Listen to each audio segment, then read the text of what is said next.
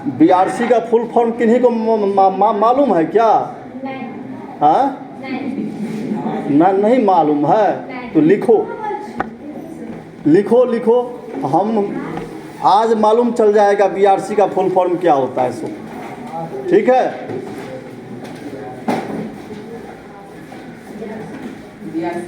हाँ, बीआरसी का फुल फॉर्म होता है block resource centre.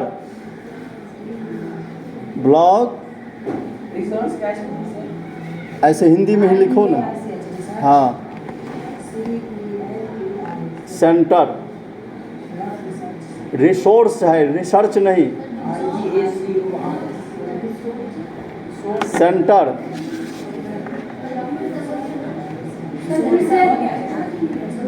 Block resource centre.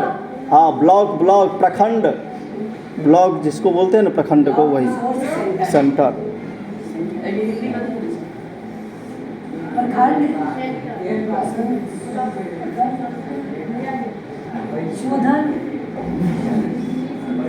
प्रखंड संसाधन केंद्र।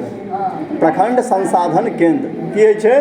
अगर हिंदी में होइ छै प्रखंड संसाधन केंद्र।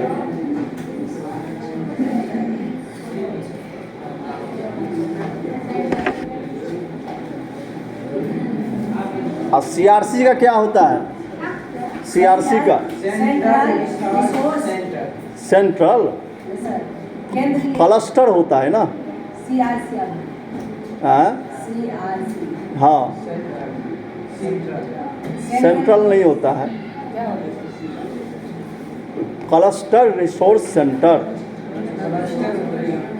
क्लस्टर मतलब हो गया संकुल संसाधन केंद्र।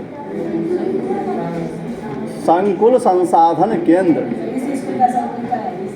यही वाला है। हाँ, लेकिन अब ये हो गया। ये कल चश्मा मरार जो है कहाँ पे? यहाँ से कितने दूरी पर? एहिठमा से 3-4 किलोमीटर है। कौन भाग? यही भाग इधर। अच्छा अच्छा, मरारू छै यहाँ ना। ओ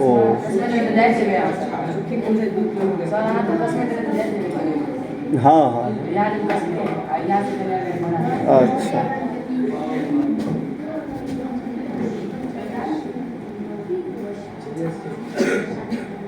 आप कहै छथि जे दुखक बात अछि जे एतेक महत्वपूर्ण वस्तु के लोक समाप्त कयने जा रहल अछि। दुखक बात अछि जे एतेक महत्वपूर्ण वस्तु के लोक समाप्त कयने जा रहल अछि। दुखक बात अछि एतेक महत्वपूर्ण मतलब गाछ वृक्ष की छै? बहुत महत्वपूर्ण छै, तकरा लोक समाप्त कयने जा रहल छथि। गाछ वृक्षक महत्व मनुष्य के जीवन में डेग डेग पर अछि। गाछ वृक्ष के महत्व मनुष्य के जीवन में डेग डेग। चकला अच्छा, ई सब तो भऽ गेलै यौ। और कहै छथि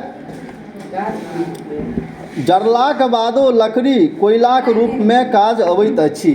जखन लकड़ी जरि जाइ छै तो कोयला के रूप में काज अबै छै। कथी के रूप में? कोयला के रूप में। सिम्मरक लकड़ी सँ दिया सलाइ काठी बनैत अछि। आ सिम्मरक जे लकड़ी होइ छै तैसे सलाई काठी बनै छै। दिया सलाई के काठी बनै छै। जे माचिस जे होइए ना, माचिस के जे काठी होइ छै से इएह से बनै छै। तऽ देवदारूक लकड़ी सँ पेंसिल, आ देवदारू के लकड़ी से पेंसिल बनै छै। आब लकड़ी विशेष होइ छै, एहि सबमे नहि पायल जाइ छै।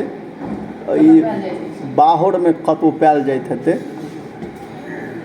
जंगल एही सब उपयोगी वस्तुक उपलब्ध करयबाक अतिरिक्त सबसँ पैघ काज करैत अछि पर्यावरण के स्वच्छ राखब में।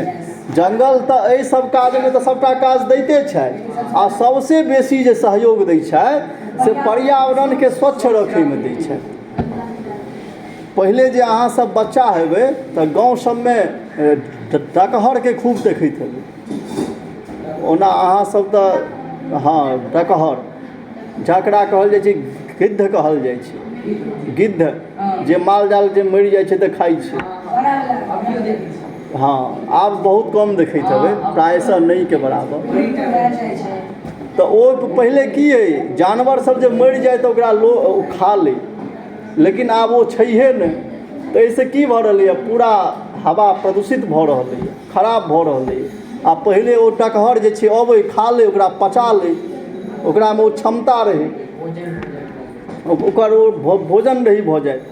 लेकिन आब ओ छै नहि, तऽ वएह लऽ के प्रॉब्लम भऽ रहल।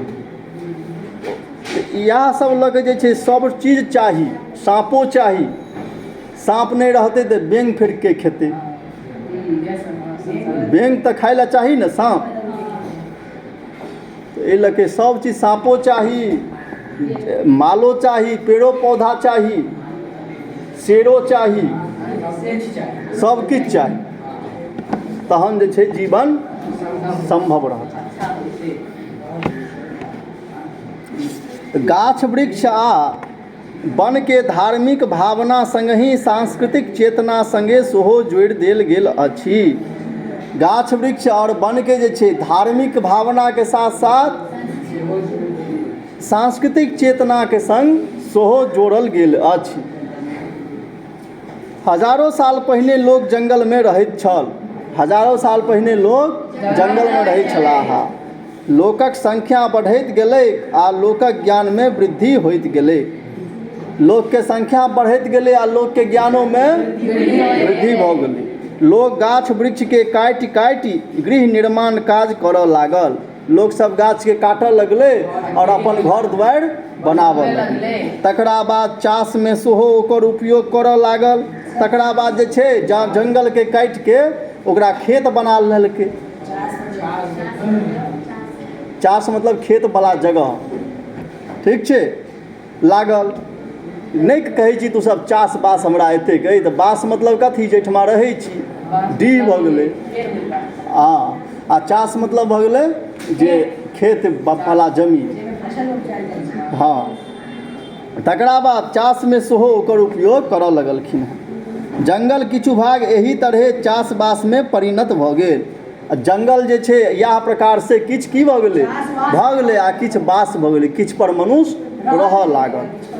जंगली लोग जखन किसान मरल तखन देखलक जे जंगलक प्रभाव में वर्षा होइत अछि आ ओही उपजा में वृद्धि होइत अछि। जंगली लोकनि जखन देखलकै, ओ सब खेती केनाइ सिखलकै, तऽ ओ सब जे छै से देखलकै जाहिठमा जंगल के प्रभाव में पानि बेसी होइ छै और ओहिसे उपजाऊ सेहो बेसी होइ छै। गाछ के ओ सब देवता जकाँ पूजा करऽ लागल। एहिसे की भेलै, गाछ के देवता जेना पूजा। एखनहु गाछ वृक्षक पूजा करब सामान्य बात थिक। एखनो जे छै लोग गाछ वृक्ष के पूजा करै छै। एतबे नहीं, एही तरहे गाछ वृक्ष हमर धार्मिक आ सांस्कृतिक जीवनक अंग बनि गेली। एहि प्रकार से गाछ वृक्ष हमर धार्मिक और सांस्कृतिक जीवन के अंग बनि गेल। ओकर महत्व के एही रूपे जीवनचर्याक संग एकात्म कऽ देल गेल जे वृक्षारोपण सहजे होय। एहि रूप में एकरा जे छै जीवनक अंग बनि गेलै गाछ वृक्ष, और एकरा एहन बना देल गेलै जे जीवनचर्या के संग भऽ गेलै गाछ वृक्ष सेहो। बिना गाछ वृक्ष के जीवन नहीं चलतै, जीवनचर्या में आबि गेलै। तऽ आइ इएह ठमा रहत, फेर जे छै एहिके आगू कनिए बचल अइ से काल्हि पर। अच्छा, ई तऽ बहुत कमे बचल अइ, चलू पढ़िए लिअ। आजुक लोकक धार्मिक भावना अथवा सांस्कृतिक चेतना में अवमूल्यन भऽ रहल अछि। आइ काल्हि के लोक सब की छै ने, धर्म कर्म नहीं करऽ चाहै छै। सांस्कृतिक चेतना के जे छै सेहो नहीं रहि गेलै ने, हमर संस्कृति बचै सेहो नहीं रहि गेलै ने, अवमूल्यन भऽ गेलैए, मतलब घटि रहलैए लोकके ई सब से कहै छथिन। तऽ तेँ गाछ वृक्षक महत्व के फराकसँ बुझबाक आवश्यकता भऽ गेल अछि। तऽ तेँ गाछ वृक्ष के महत्व के जे छै सबके बुझक चाही, ई आवश्यकता बुझा रहल है।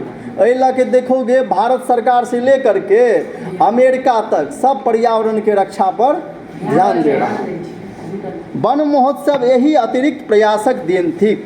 आ वन महोत्सव जे मनायल जाइ छै से यह प्रयासक की छियै? देन थिक, जे कि वन महोत्सव मनायल जाइ छै, जे कि वन के रक्षा है, वन के महत्व ओहिमे दर्शायल जाइ छै।